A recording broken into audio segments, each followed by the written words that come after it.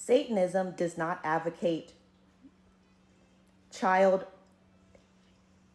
sexual defilement of animals or any other form of sexual activity which entails the participation of those who are unwilling or whose innocence would allow them to be intimidated or misguided into doing something against their wishes. If a true Christian would never, then why do Christian churches invest in sexual insurance? So the other day I made a post about how the people in the Epstein files are not Satanists. They're actually Abrahamic Christians. And it ruffles some feathers for the people who just know absolutely nothing about Satanism. So today we're doing Satanism 101.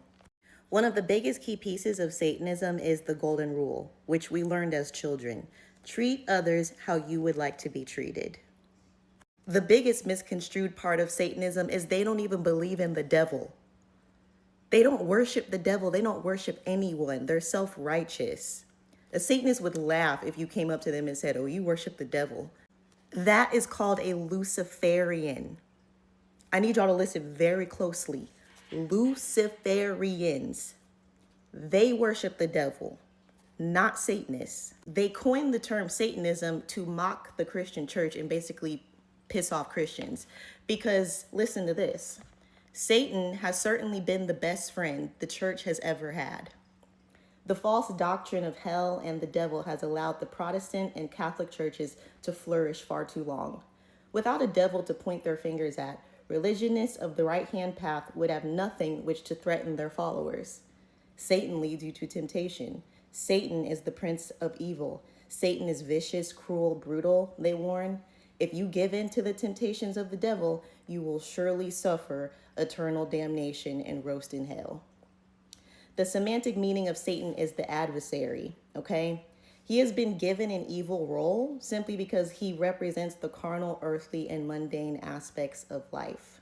So the Christian church teaches us to be ashamed of these parts of ourselves, right? These human, mundane parts of ourselves that, for example, loves to buy, new cars, or we like to eat our favorite foods until we're full and gluttonous, or we like to sleep in and be like a sloth, right? Or we're prideful.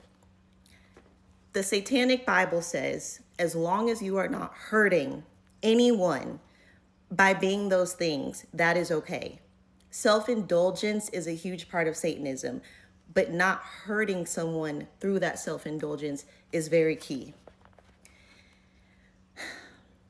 The 7 deadly sins of the Christian church are greed, pride, envy, anger, gluttony, lust, and sloth. Satanism advocates indulging in each of those sins. Anyone who buys an article of clothing for a purpose other than covering his body and protecting them from the elements of the earth is guilty of pride. Gluttony is simply eating more than you need to keep yourself alive. A Satanist also knows there is nothing wrong with being greedy, as it only means that he wants more than he already has. Envy means to look with favor upon the possession of others, and to be desirous of obtaining similar possessions. Envy and greed are the motivating forces of ambition, and without ambition, very little of any importance would be accomplished. I have to admit, as someone who was raised Christian, started deconstructing, and then read this book that honestly is filled with so much knowledge and truth, it was a mind-blowing read. And so much of this world is ignorant to this. They take one look at this book and, oh my God, the devil. Like, you would never even open the book. But it's anything but that. And so I'm just here to educate y'all or ruffle some feathers. I'm fine with either.